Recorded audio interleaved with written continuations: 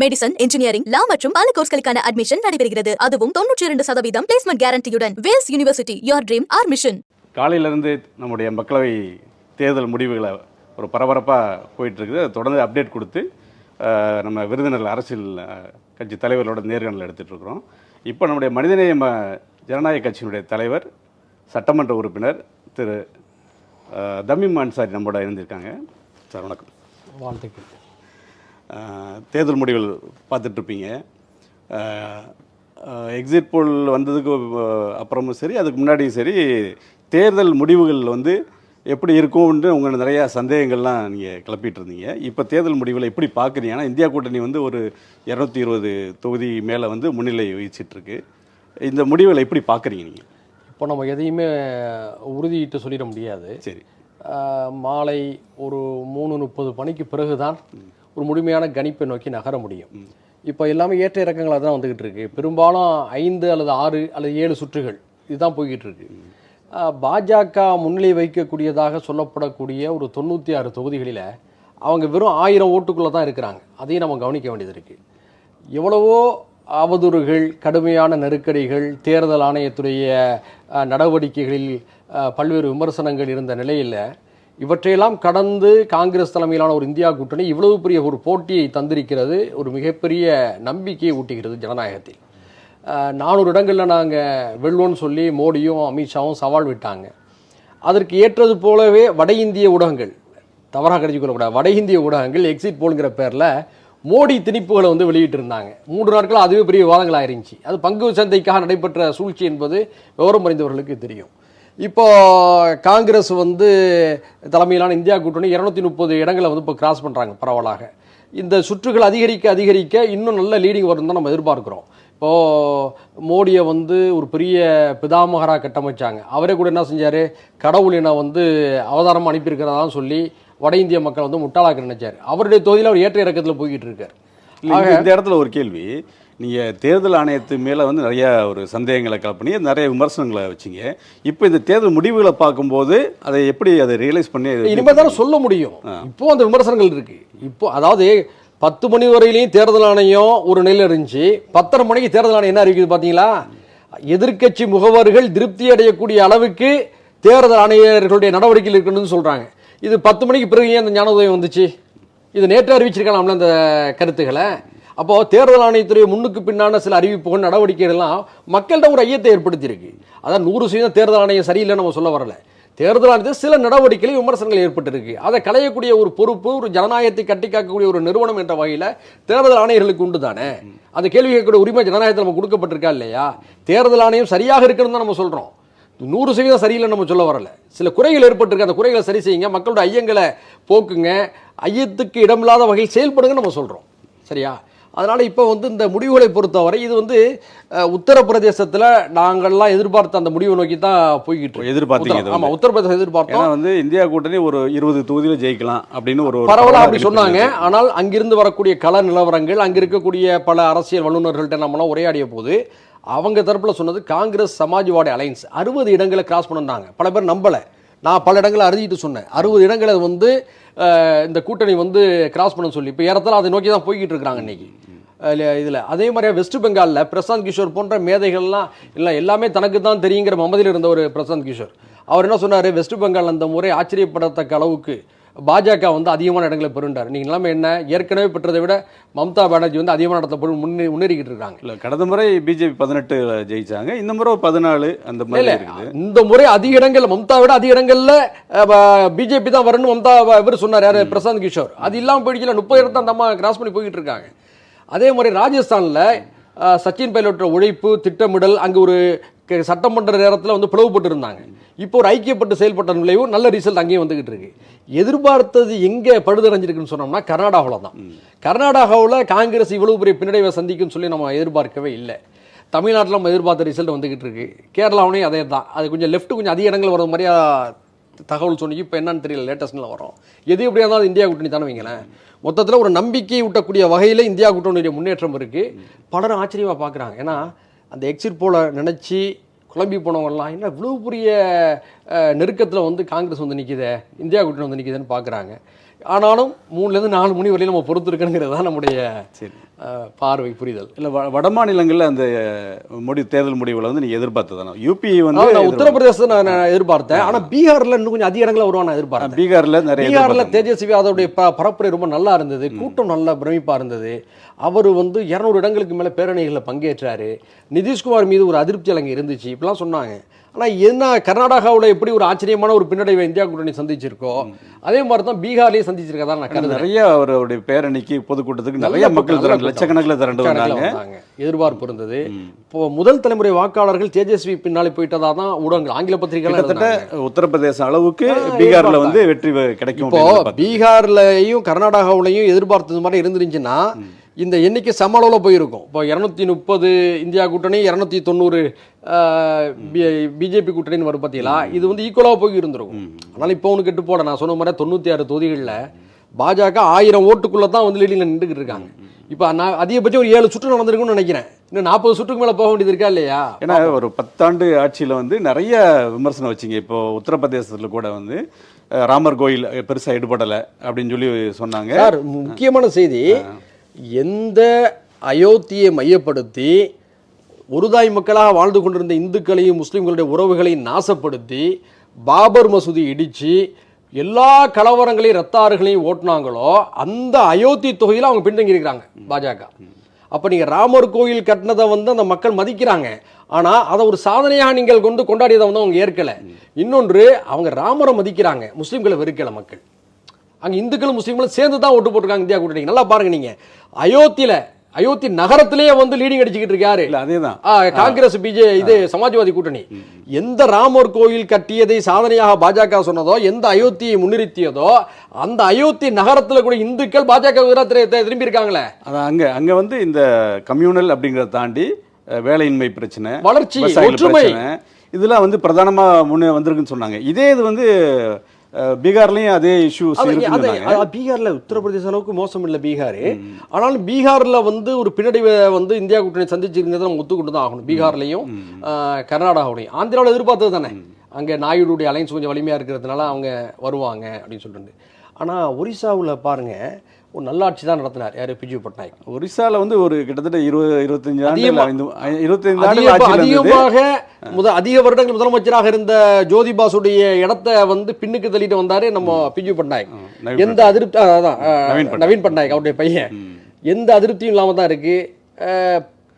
அதுல ஒடிசால ஒரு நம்ம வி.கே. பாண்டியனை டார்கெட் பண்ணி நடந்துற பிரச்சாரம் வந்து எடுபட்டு இருக்காங்க. வந்தது அப்படிதான் தெரிய வருது. என்னன்னா பிஜேபியுடைய வேலை இதுதான். உத்தரப்பிரதேசம், குஜராத், பீகார் போன்ற இந்தி பேசக்கூடிய மாநிலங்களை முஸ்லீம்களை எதிரிகளாக காட்டுவது. இந்த சத்தீஸ்கர், ஜார்க்கண்ட், வடகிழக்கு போன்ற பகுதியில் கிறிஸ்தவர்களை வந்து எதிரிகளாக காட்டுவது. அதே போன்று மொழி சிறுபான்மையினரை வந்து எதிரியாக காட்டக்கூடிய வேலைகளை வந்து ஒரிசாவில் பண்ணியிருக்காங்க. அந்த இந்து சமுதாய மக்களுடைய மரியாதைக்குரிய கோயில் ஒன்று இருக்கு இல்லையா, அந்த பூரி ஜெகநாதர் கோயில், அதனுடைய சாவி வந்து திருடப்பட்ட தமிழ்நாட்டு கொண்டு போயிடுச்சுன்னு சொல்லி தமிழர்களை அவமானப்படுத்தினாங்க. அடுத்ததாக அந்த வி.கே. பாண்டியன்கிற அவர் ஒரு IAS அதிகாரி. அவருடைய திறன், திட்டமிடல் ஒரிசா மக்களுடைய வளர்ச்சிக்கு பயன்பட்டு இருக்கு. அதனால வந்து ஒரு ஆட்சியாளர் என்ற அடிப்படையில் ஜாதி, மத, மொழி, பிராந்திய பேதங்கள் பார்க்காம அவருக்கு முன்னுரிமை கொடுத்தாரு. அதை ஒரு எதிர்ப்பாக கட்டமைச்சு ஒரிசாவை ஒரிசாவினர் தான் ஆள வேண்டும், ஒரு தமிழர் ஆள்வதா என்று போன்ற ஒரு துவேஷ மொழி பிரச்சாரம் வந்து ஒரு 5 முறை தொடர்ந்து வெற்றி பெற்றார் நவீன் பட்நாயக். அந்த அதிருப்தி, ஒரு சலிப்பு கூட இருக்கலாம்னு மக்களுக்கு. நான் என்ன சொன்னா, ஒரு அதிருப்தி, சலிப்பு எல்லாமே இருக்கத்தான் சார் செய்யும். அதெல்லாம் மறுப்பது இருக்குல்ல, ஜனநாயகத்தில் அதெல்லாம் இருக்கத்தானே வேணும். அது எப்படி இல்லாமல் இருக்க முடியும்? ஆனா அதை நீங்க வந்து மக்கள் சொல்லியிருக்கலாம். 5 வருடங்களாக 5 முறையாக தொடர்ந்து இருந்த பட்நாயக் என்ன செஞ்சான்னு ஒரு கேள்வி எழுப்பியிருக்கலாம். அதுக்கு ஏன் சாவி காணாபடியா தமிழ்நாட்டுக்கு போயிடுச்சு? வி.கே. பாண்டியன் ஒரு தமிழ்நாட்டுக்காரர், ஒரிசா தான் சொன்னா, நீங்க குஜராத்தி வந்து நீங்க வந்து இந்தியாவை நீங்க ஆளலாம், குஜராத்திகள் வந்து பங்கு சந்தையை கட்டுப்பாட்டில் கொண்டு வரலாம், அந்த குஜராத்தி வந்து முதலாளிகளாக கார்பரேட் மையத்தில் வந்து ஒட்டுமொத்த இந்தியாவை ஆளலாம். ஒரு தமிழ் ஒரிசாவில் வந்து ஒரு முதலமைச்சராக வந்தாரு, முதலமைச்சர் பக்கத்தில் இருந்தாரு. அந்த பிரச்சாரம் எடுபட்டு நினைக்கிறீங்களா? இப்போ ஒரு நிலைமையை பார்க்கும்போது அந்த பாமர ஒரிசா மக்கள் எடுபட்டு இருக்கிறதா ஒரு சந்தேகம் நமக்கு ஏற்பட்டிருக்கு. இன்னைக்கு ஈவினிங் அதை பத்தி இன்னும் விரிவாக பேசலாம். இப்போ உள்ள முடிவுகளை பார்க்கும்போது அந்த என்ன நமக்கு ஏற்பட்டிருக்கா இல்லையா? சரி, இந்த இப்போ இந்த ட்ரெண்டை வச்சு இப்போ சாயங்காலம் நீங்கள் சொல்கிற மாதிரி ஒரு 4 மணி அந்த கணக்கில் வந்து இப்போ இந்தியா கூட்டணி எவ்வளோ வரும்னு நினைக்கிறீங்க? ஒருவேளை இந்தியா கூட்டணி வந்து அந்த அந்த இதில் நடத்துக்கு வந்தது அப்படின்னா என்ன ஸ்ட்ராட்டஜி, என்ன மாதிரி முடிவுகள் வந்து இந்தியா கூட்டணியில் எடுக்கும் அப்படின்னு நினைக்கிறீங்க நீங்கள்? என்னுடைய அனுமானம் தான். ஏன்னா ஜனநாயகத்தில் வாக்கு எண்ணிக்கையில் ஏற்ற இறக்கமாக போய்கிட்டு இருக்கு, எப்படி வேணாலும் முடிவுகள் அமையலாம். யாருக்குமே பெரும்பான்மை கிடைக்காத ஒரு நிலை உருவாகும். இந்த நேரத்தில் காங்கிரஸ் ஒரு ப்ளே பண்ணுறதுக்கான வாய்ப்புகள் உண்டு.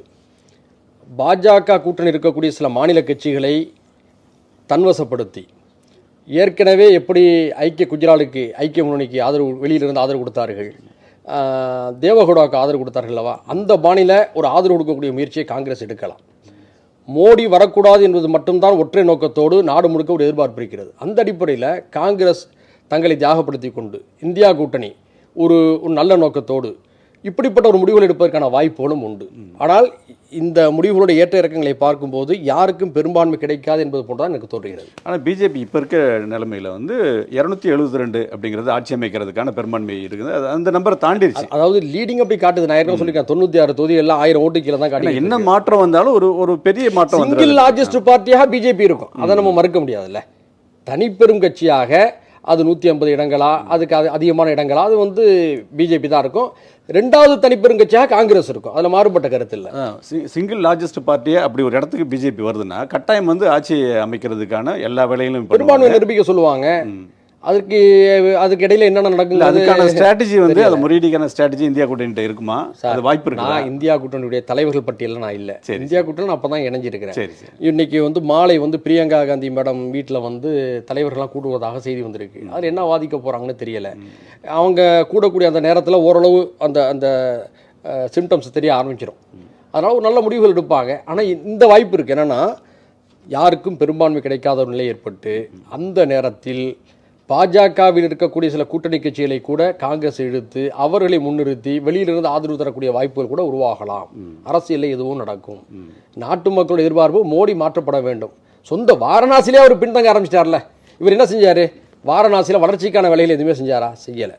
ஒரே துவேஷம். என்ன சார், நாட்டில் மக்கள் வந்து எங்களுக்கு ஒரு வீடு வேணும், எங்கள் பிள்ளைங்களுக்கு வேலை வாய்ப்பு வேணும், எங்கள் கிராமங்களுக்கு சுகாதார கட்டமைப்புகள் வேணும், கிராமப்புறங்களில் வங்கிகள் வேணும், சாலைகள் வேணும், இதுதான் கேட்கணும். இங்கே இருந்துக்கிட்டு சிறுபான்மை மக்களின் மீது அவ்வளவு பெரிய துவேஷங்கள், அதிகமான பிள்ளை பெற்றுக் கொள்கிறார்கள், ஊடுருவல்காரர்கள், இந்துக்களுடைய சொத்துக்களெல்லாம் வந்து இவங்க ஆட்சிக்கு வந்தால் முஸ்லீம்கள்ட்ட பிரித்து கொடுத்துருவாங்க. இது எப்படிப்பட்ட அவதூறு பிரச்சாரங்கள். ராமர் கோயிலில் புல்டோசர் வச்சு இடிவுக போகிறான்னு சொல்லி சொன்னாங்க. ஏங்க யாரும் அப்படிலாம் செய்வாங்களாங்க? காங்கிரஸ் கட்சி தேர்தல் அறிக்கையில் இல்லாத விஷயத்தெல்லாம் இருக்கிறதா சொன்னாங்க. 15% நிதியை முஸ்லீம்களுக்கு ஒதுக்க போகிறதா சொன்னாங்க. எவ்வளோ பெரிய அபாண்டங்கள். இதற்கெல்லாம் சேர்த்து வாரணாசிலே மக்கள் மோடிக்கு பாடம் எடுத்து கொடுத்துருக்காங்க. வாரணாசியில் வந்து அவர் லீடிங் வந்துட்டார். முதல் 3 வந்து என்ன சார், இன்னும் 150 ஓட்டு 300 ஓட்டு இதான் லீடிங்கு. கடவுளுடைய பிதாமகன் சொன்னீங்களே, உங்களுக்கு ஏன் தெரியலாமே? அப்போ நீங்கள் நம்பிய ராமர் உங்களை கைவிட்டாருன்னு தானே அர்த்தம். ராமர் இந்தியாவை தான் நேசிக்கிறாருன்னு புரிஞ்சிக்க வேண்டியதாக இருக்குது இதுலேருந்து. அதே நேரத்தில் இப்போ உத்தரப்பிரதேசன்றது வந்து ரொம்ப பின்தங்கிய மாநிலமாக இருந்தது. சில வளர்ச்சி திட்டங்கள்லாம் வந்து ஒரு 10 ஆண்டுகளை கொண்டு வந்திருக்காங்க. சாலைகள் மற்ற வளர்ச்சி திட்டங்கள்லாம் கொண்டு வந்திருக்காங்க. அதை எப்படி நீங்கள் பார்க்குறீங்க சார்? அதாவது சார், ஏற்கனவே இருந்ததை விட சில குறைந்தபட்ச முன்னேற்றத்தை அவங்க செஞ்சுருக்கலாம். இப்போ ஆக்ரா இருக்குது, ஆக்ராவில் தாஜ்மஹால் இருக்குது. அங்கே 8 வழிச்சாலைகள் போட்டு தான் ஆகணும். ஏன்னா உலகம் முழுக்க சுற்றுலா பயணிகள் வர்றாங்க. இந்தியாவுடைய வருமானம் என்பது அதை சார்ந்ததாக இருக்குது. முக்கியமாக அதை போன்ற சில கட்டமைப்புகளை பண்ணியிருப்பாங்க. அதெல்லாம் நம்ம மறுக்கலை. ஆனால் அதையெல்லாம் தாண்டி ஒட்டுமொத்த உத்தரப்பிரதேசத்துக்கு என்ன செய்யுதுன்னு சொல்லி மக்கள் கேட்குறாங்க. இந்த தேர்தலில் நல்லா கவனிக்க வேண்டிய ஒரு விஷயம், நம்ம நாளை மறுநாள் வந்து அதை பற்றி இன்னும் அதிகமாக விவாதிக்கப்படும் நினைக்கிறேன். முதல் தலைமுறை வாக்காளர்கள் முதல் முறையாக ஓட்டுரிமை பெற்று வாக்களிக்கக்கூடிய 18 வயது 19 வயது வாக்காளர்கள் அறுதி பெரும்பான்மையாக இந்தியா கூட்டணியின் பக்கம் சாய்ந்திருக்கிறான்ற ஒரு செய்தியும் வருது. இதெல்லாம் ஒரு ஆரோக்கியமான ஜனநாயகத்துக்கு எதிர்காலத்துக்கு நல்லதுன்னு நான் நினைக்கிறேன். ஒருவேளை இந்த இந்தியா கூட்டணிங்கிற முயற்சியை இது முன்கூட்டியே எடுத்திருந்தா இந்த முடிவுகள்லாம் வந்து வேற மாதிரி வந்திருக்கும். இல்லை, இப்படி நம்ம சிந்திக்கணும். என்னன்னா, உடைத்தல் சிதைத்தலில் வந்து மிகப்பெரிய அரசியல் கெட்டிக்காரர்கள் பாஜகவினர். தங்களுடைய கொள்கை பங்காளி சிவசேனா கட்சியை உடைச்சவங்க. சிவசேனையுடைய கைத்தடியை பிடித்து கொண்டு தான் மகாராஷ்டிராவில் பாஜக முன்னேறியது. அந்த சிவசேனையே கொள்கை பங்காளியை 2 உடைச்சாங்க. தேசியவாத காங்கிரஸை உடைச்சாங்க. வடகிழக்கு மாநிலங்களில் கொல்லைப்புறமுறையே ஆட்சிக்கு அமைச்சாங்க, பாண்டிச்சேரி உட்பட. இப்படிப்பட்ட தில்லுமுடுகளை செய்வதில் கை தந்தவர்கள். முன்கூட்டியே 2 வருஷத்துக்கு முன்னாடி இந்தியா கூட்டணி ஆரம்பிக்கப்பட்டிருந்தா இந்த கூட்டணியை செதறிச்சு பந்தாடி இருப்பாங்க. உதாரணம், நல்லா வந்துக்கிட்டு இருந்தால் நிதிஷ்குமார் கையில் எடுத்தாங்களா இல்லையா? நல்லா நிதிஷ்குமார் தான் இந்த கூட்டணியை வந்து வடிவமைச்சதில் முக்கியமான ஒரு சிற்பி. பிரதிநிதிகள் வரக்கூடாது, கட்சியுடைய தலைவர்கள் தான் வரணும்னு சொல்லி தலைவர்களெல்லாம் வரவழைச்சு பாட்னால உட்கார வச்சார். அவ்வளவு உறுதி காட்டிய நிதிஷ்குமாரே ஏதோ ஒரு நெருக்கடி கொடுத்து தூக்குனாங்களா இல்லையா? இப்படிப்பட்ட வேலைகள்லாம் முன்கூட்டியே இந்த இந்தியா கூட்டணி அமைஞ்சா நடந்து வந்திருக்கும். ஆனால் என்ன செஞ்சிருந்திருக்கலாம்னு சொன்னால், கடைசி நேர நெருக்கடிகள் எல்லாம் புரிந்து கொண்டு ஒரு ராகுல் காந்தியை அல்லது மல்லிகார்ஜுன் கார்கேவை அல்லது ஒரு பிரியங்கா காந்தியை Prime Minister பிரதமர் வேட்பாளராக முன்னிறுத்திருக்கணும். முன்னிறுத்தப்பட்டிருந்தால் இதை விட அதிகமான இடத்தை இந்தியா கூட்டணி குவிச்சிருந்திருக்கும். ஏன் சொன்னோம்னா அது ஏன் நடக்கல சார்? அது என்னன்னா அந்த கூட்டணியில ஒருங்கிணைப்புகள்ல என்ன நடந்தது நமக்கு தெரியல. ஆனா ஆரம்பத்தில் சில பிடிவாதங்களை பின்பற்றிய கெஜ்ரிவால் கூட கடைசி நேர நெருக்கடிகளை எல்லாம் புரிந்து கொண்டு முழுமையாக இந்தியா கூட்டணி தன்னை ஐக்கியப்படுத்தி கொண்டார். ஆனா அந்த மேற்கு வங்க அம்மா இருக்காங்களே, மம்தா பானர்ஜி, அவங்க தான் ஓவரா பிடிவாதம் பிடிச்சாங்க. அவங்க மட்டும்தான் இந்த விஷயத்துல மாறுபட்டு இருக்கணும்னு நினைக்கிறேன். நம்முடைய தமிழகத்தின் முதலமைச்சர் அண்ணன் தளபதி அவர்கள் ராகுல் காந்தி தான் எங்களுடைய கேண்டிடேட்ங்கிறத இடத்துல அறிவிச்சிட்டார். இதே நிலை மற்ற மாநிலத்தை உருவாகி இருந்துச்சுன்னா நல்லா இருந்திருக்கும். இன்னைக்கு ஒரு விசேஷம் என்னன்னு சொன்னோம்னா, உங்க நிகழ்ச்சிக்கு வர்றதுக்கு முன்னாடியே அலைபேசியில் ஒரு நண்பர் பேசினார். அவர் இந்தியா கூட்டணியும் எதுக்குறாரு, பிஜேபி கூட்டணியும் எதுக்குறாரு. அவரே சொல்றாரு, நாங்கள் 2 கூட்டணியும் எதுக்குறோம், ஆனால் மேலே மோடியும் பிஜேபியும் வராமல் ஒரு மாற்று ஆட்சி வரதை நாங்கள் விரும்புகிறோம், அந்த வகையில் இந்த ரிசல்ட்டை ரசிக்கிறோம் அப்படின்ட்டு. இது இப்போ தமிழ்நாட்டில் கூட அதிமுக காரங்களை கேட்டால் கூட உள்ளுக்குள்ளே வெளியில் சொல்கிறாங்களோ இல்லையோ, அவங்க தேர்தலில் பின்னடைவை சந்திச்சது அவங்களுக்கு வருத்தமாக இருக்கும். ஆனால் மேலே மோடியுடைய ஆட்சி அகலுன்னு சொன்னால் முதல்ல சந்தோஷப்படுறவங்களா தான் இருப்பாங்க. ஏன்னா அந்த கட்சியை படாத பாடுபடுத்துறது இவங்க தான். அதனால் அந்த வழி அவங்களுக்குலாம் இருக்குது. அதனால் பலதரப்பட்ட மக்களும் ரசிக்கிறாங்க. இப்போ என்னை போன்றவர்கள் வெளிப்படையாக நாங்கள் பேசுகிறோம். பலர் இதயத்தில் வச்சுருக்காங்க, உதட்டு வழியாக பேசுகிறதுக்கு கொஞ்சம் யோசிக்கிறாங்க. நாளைக்கு பேச ஆரம்பிச்சிருவாங்க அநேகமாக எல்லாரும். சரி, நிறைய விஷயங்களை பகிர்ந்துக்கிட்டீங்க. ரொம்ப நன்றி சார்.